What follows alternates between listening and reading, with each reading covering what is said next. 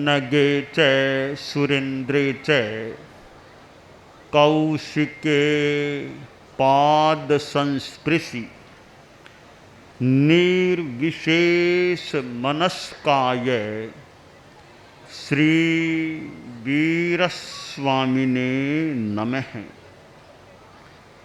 आरहत वाङ्मय में कहा गया है, खामेमि सब जीवे सव्वे जीवा खमन्तु में मिट्टी में सब भूएषु वेरम मध्य न केणई।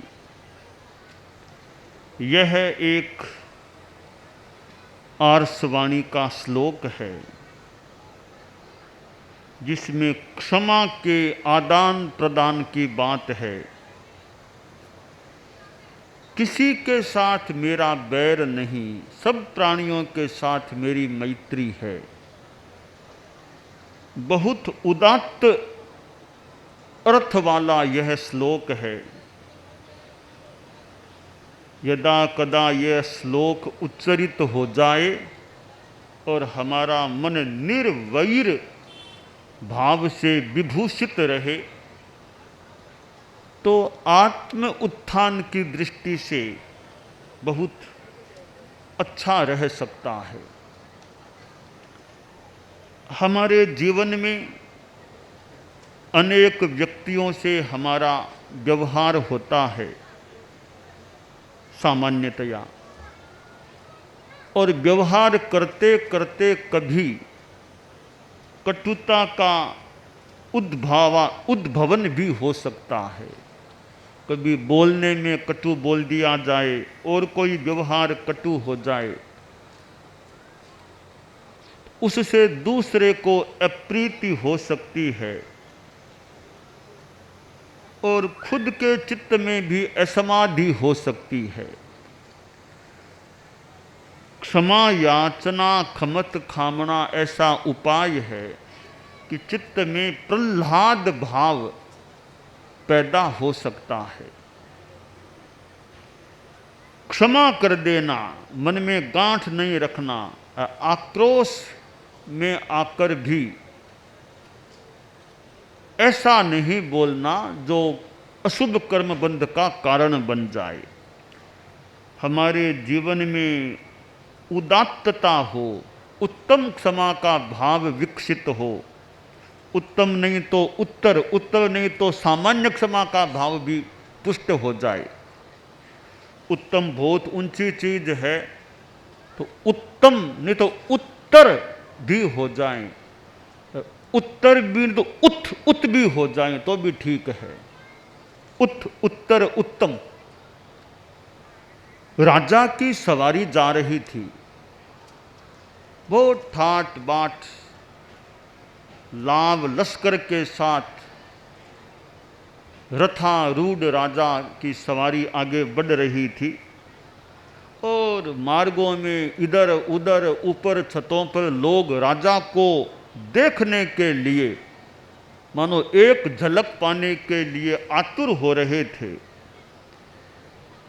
राजा भी प्रसन्न था क्योंकि यदा कदा सवारी निकलती थी। राजा के दर्शन भी कईयों के लिए दुर्लभ होते थे, तो सवारी निकलती आम जनता को राजा का मुख देखने का भी यथासंभव अवसर मिल जाता। यूं राजा की सवारी आगे बढ़ रही थी, अकस्मात एक पत्थर आया, राजा के सिर में लगा। खून की धारा बह गई राजा के सिर से। तत्काल सुरक्षा कर्मचारियों में हड़कंप मची। क्या हुआ क्या हुआ, कि ये पत्थर कहाँ से आ गया। पत्थर जिधर से आया उधर कुछ सुरक्षाकर्मी दौड़े तो देखा एक बच्चा कोई आम के पेड़ के पास खड़ा है और संभावना है कि इसी ने पत्थर फेंका है। थोड़ी पूछताछ की तो बच्चा बोला, पत्थर तो मैंने ही फेंका था। क्या हुआ, कि राजा के चोट आ गई। बच्चा भी थोड़ा सहम गया कि राजा के चोट आ गई मेरे द्वारा फेंके गए पत्थर से। सुरक्षा कर्मचारी तो अपनी ड्यूटी के पक्के थे, बच्चे को उठाया राजा के पास ले गए। सचिव आदि लोग भी, उच्च स्तरीय लोग भी पास में थे। राजा होता है तो क्या राजा के पास सचिव होने चाहिए? संभवतः आचार्य महाप्रज्ञ जी ने फरमाया था एक बार कि यानी नेगेण चक्केण रहो पयाई, एक चक्के से रथ नहीं चलता। एक संस्कृत का श्लोक भी फरमाया संभवतः, कुर्वीत सचिवांश तस्मात्, कि राजा को सचिवों की नियुक्ति करनी चाहिए, क्योंकि अकेला राजा सारा काम संभाल ले ये मुश्किल है। तो उसका उपाय है कि सचिव बनाओ, सचिवों की नियुक्ति करो। हम वर्तमान में देखते हैं सरकार में भी कितने मंत्री, सचिव, कितने अफसर, कितने लोग होते हैं, तब कोई सरकार का काम चल सकता है। तो राजा को भी मंत्री भी चाहिए, मंत्रिमंडल भी हो सकता है, फिर सचिव चाहिए ताकि कार्य अच्छा हो सके। तो सचिव लोग भी आसपास थे। वो सुरक्षा कर्मचारी उस बच्चे को लाए कि महाराज, सचिव से कहा ये बच्चा इसने पत्थर फेंका था, ऐसा हमारा निष्कर्ष है, इसके पत्थर से राजा के चोट आई है, बड़ा अपराध है, राजा के चोट आ गई। तो एक दो सचिव राजा के बहुत निकट थे। सुरक्षा कर्मचारियों की तो हिम्मत नहीं थी कि राजा से सीधी बात कर ले, तो सचिवों के माध्यम से बात वो करना चाहते थे। तो एक मुख्य सचिव ने राजा से कहा यह बच्चा लाया गया है, इसने पत्थर फेंका था और आपके उस पत्थर से चोट आई है, तो इसके लिए दंड व्यवस्था की अपेक्षा है। तो राजा ने कहा वो बच्चा कहाँ है, सामने लाओ। तो बच्चा पीछे था, उसको सामने खड़ा कर दिया, यह बच्चा है। राजा ने देखा, राजा के मन में स्नेह भाव जाग रहा था बच्चे के प्रति। राजा ने कुछ भी नहीं पूछा। सचिव बोला महाराज इसके लिए दंड का फरमाइए, क्या दंड देना चाहिए? कि दंड इसको 25 रुपये दे दो, दंड के रूप में इसको 25 रुपये दे दो। बच्चा है, कुछ खा लेगा, चीज ले लेगा, 25 रुपये इसको दे दिए जाएं। सचिव बोला इसने तो पत्थर फेंका, वो बच्चा है, इसको 25 रुपये किस बात के? इसके तो 25 डंडे लगने चाहिए, पैसे 25 पैसे किस बात के? राजा तो खैर महापुरुष ही था कोई। तो राजा ने कहा रे तुम लोग समझते ही नहीं हो थोड़ा, क्या सचिव, तुम लोग क्या सचिव बने हो मेरे? थोड़ी सचिव से माँ की अंदाज कि मालिक क्या, अरे सचिव लोग हो तुम, क्या सब जगह एक ही दंड काम आता है क्या? मुझे मेरे बचपन की बात एक याद आ गई।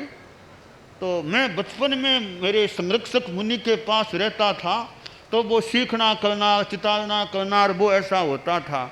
तो कभी वो सीखना चितालना न हो तो फिर दंड की व्यवस्था। तो मेरी अहंकार नहीं माना जाए और आत्मश्लाघा भी नहीं मानी जाए तो मेरी बात है।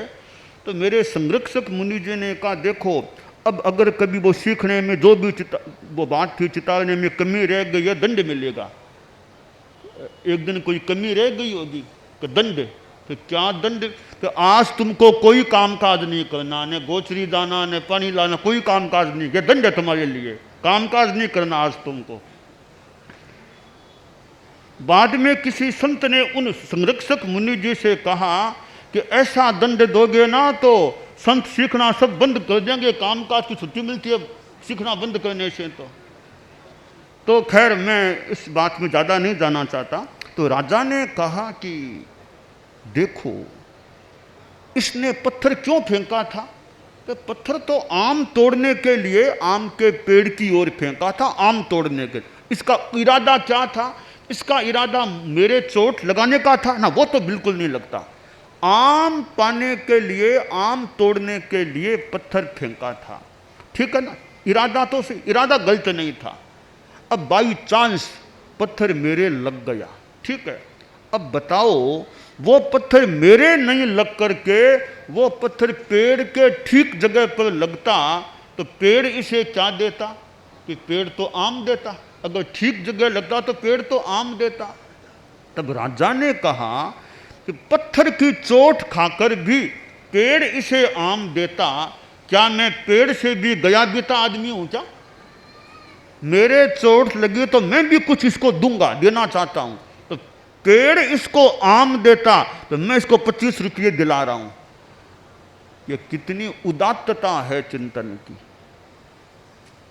इसलिए हमारे संत लोग भी है, साधियां मुनि प्रवर भी हैं, समणियाँ आदि भी हैं, तो दंड सब जगह एक समान की बात नहीं होती। हमारे साध्वी प्रमुखा जी विराजे हैं, जो हमारे नए साध्वी प्रमुखा जी, शासन माता पहले साध्वी प्रमुखा कनक प्रभा जी थे, वे तो अब दिल्ली में आखिर महाप्रयाण कर गए और बाद में अब आपको हमने साध्वी प्रमुखा बनाया है। और आपने पहले भी सेवाएं दी, अनेक क्षेत्रों में अपनी सेवाएं दी हैं। समणी काल में एक, साध्वी काल में एक, आगम कार्य में, शिक्षा व्यवस्था में, अनेक रूपों में आपने सेवाएं दी है। अब आप हमारे साध्वी प्रमुखा हैं। जो इतना बड़ा हमारा साध्वी समुदाय है, उसमें आपको साध्वी प्रमुखा का स्थान उस पर आसीन किया गया है। तो साध्वी प्रमुखा का भी बड़ा काम, इतनी साध्वियों को संभालना। मैंने तो आज कहा कि आपको मेरे पास भी ज़्यादा मत पधारा करो, ये पन्नवना का काम करना हो, वो आपको अब हम इस रूप में ज़्यादा हमारे पास नहीं बुलाना चाहते, क्योंकि उस ठिकाने में आप विराजो। ठिकाने में कितने आपके और भी साध्वियाँ हैं, लोग भी आते हैं। तो मैंने साध्वियों से पूछा मेरी बात कैसी लगी, तो कई साल का बात आपकी ठीक है कि हमारे पास तो भले 5 घंटा विराज जाओ, पर वो पक्ष वापस ठिकाने में भी तो लोग भी आ सकते हैं, इतनी साध्वी। तो मैंने कहा ज़्यादा हमारे पास आपको हम नहीं बुलाना चाहते। आपको पन्नवना का काम, आपने जो काम किया हो तो साध्वियाँ है, साध्वियाँ मुझे सुना सकती है। आपको उस काम के लिए हमारे पास आने का परिश्रम और हमारे पास विराजने का आपका समय यहाँ लगे, वो भी नहीं चाहते, क्योंकि साध्वी प्रमुखा जी हैं तो और भी तो अनेक काम, ठिकाने आदि आदि के, इतनी साध्वियों की बातें, व्यवस्था आदि आदि हैं। तो आपको भी समय भी तो मिलना चाहिए ना काम करने के लिए। तो मैंने कहा कि आप ठीक है टाइम पर पधार गए, बाकी ज़्यादा बार बार हमारे पास पधार कर विराजने का आपका समय नहीं। तो हमारे साध्वी प्रमुखा जी हैं, साध्वी कनक प्रभा जी नहीं रहे, उन्होंने बहुत लंबे, आज मैं गया साध्वियों के ठिकाने, मुझे तो उनकी याद सी आने लग गई, मतलब सहज जी प्रसंगवश याद आ गई। एक साध्वी ने कहा कि आपके दर्शन मुझे वापस, वो साध्वी सम्यक्त्व प्रभा जो नई साध्वी बनी है समणी से, तो उनको विदाई दे रहा था प्रसन्न यशा जी ग्रुप को, तो बोली के दर्शन आपके जल्दी हो जाएं। तब मुझे साध्वी प्रमुखा जी याद आ गई, उन्होंने भी कहा था दर्शन हो जाए मेरे गुरुदेव के।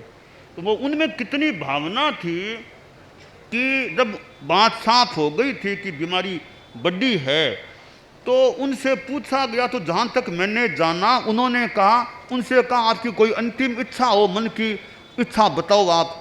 कहा मेरी इच्छा है गुरुदेव के दर्शन हो जाएं मुझे, यही इच्छा है मेरी। मैंने कहा उनकी कितनी ऊंची बात यह थी मेरी दृष्टि में, तो और कोई बात ऐसा नहीं अमुक साध्वी जी की यह व्यवस्था कराना, यह कराना, यह मेरी मांग है, एक मांग मुझे गुरु दर्शन हो जाएं।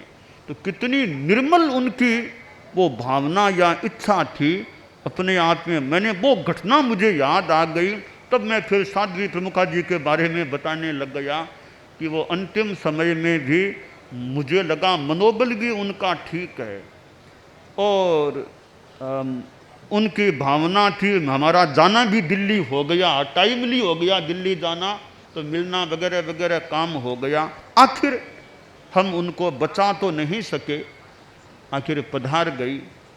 तो हमारे शासन माता साध्वी प्रमुखा कनक प्रभा जी, जो प्राय आचार्यों के साथ, कालू भी वो गुरुदेव के साथ, आचार्य श्री तुलसी के साथ संभवतः पधारी ही होगी, तो पर वो आचार्यों के साथ बहुधा यात्रा में रहा करती थी। परंतु आखिर वो जीवन के 81वें बरस में महाप्रयाण को प्राप्त हो गई। और अब हमारे साध्वी प्रमुखा विश्रुत विवाह जी हैं, वे भी अपने प्रौढ़ हैं, बहुत काम अनेक क्षेत्रों में काम किया हुआ है, व्यवस्था के कार्य से भी संबद्ध रही हैं। तो हमारे साध्वी प्रमुखा जी को भी मैंने कहा भी अब आपका भी थोड़ा समय का अच्छा रहे, ज़्यादा समय हमारे पास भी ज़्यादा समय ज़रूरी के बिना न लगे और आपका और भी ठिकाने में भी रहना हो। तो साध्वी प्रमुखा जी भी खूब अच्छा स्वास्थ्य रहे, अच्छा काम करते रहें, शुभ सेवा करते रहें। इतना बड़ा साध्वी समुदाय है, समणिया है, मुमुक्षु और बाइयाँ और भी लोग हैं, तो सबको जितना औचित्य अपना पोषण देने का, खुराक देने का, प्रेरणा देने का, संभाल करने का, सब अच्छा काम चलता रहे। स्वास्थ्य का अच्छा ध्यान रहना चाहिए। हमारे परिचारक साध्वियाँ भी विशेषतया साध्वी प्रमुखा जी के स्वास्थ्य का उनका भी विशेष ठीक रहना चाहिए। तो पथ्य परे जो जैसी अपेक्षा हो उसके प्रति जागरूकता रहनी चाहिए। खैर मैं तो कह देता हूँ मौके मौके पर, बाकी हमारे साध्वियाँ जो बरसों से जुड़ी हुई हैं ही हैं, तो अच्छा रहे। तो हमारे नए साध्वी प्रमुखा जी हैं और भी हमारे काम करने वाले, तो मैं बता रहा था कि भाई दंड सब जगह एक समान हो यह जरूरी नहीं है, किसको किस तरह का दंड मिलना चाहिए। किसी को होठ का फटकारा भी नहीं मिले, किसी को कई बार थोड़ा कड़ा दंड भी दे दिया जाए। तो द्रव्य क्षेत्र काल भाव ये देख करके ही दंड दिया जा सकते। दो साधु एक समान गलती हुई है, एक समान दंड दिया जाना जरूरी नहीं है। दो साधु एक समान गलती पर एक समान दंड दिया जाना कि गलती की पृष्ठभूमि क्या है वो भी कई बार देखने की होती है। पृष्ठभूमि क्या, गलती या आचरण क्यों हुआ कि साधु विलंब से आया है, अरथ बनना का समय हो गया, विलंब से आया है, दो साधु विलंब से आए हैं, दोनों को एक समान दंड दिया जाए जरूरी नहीं है।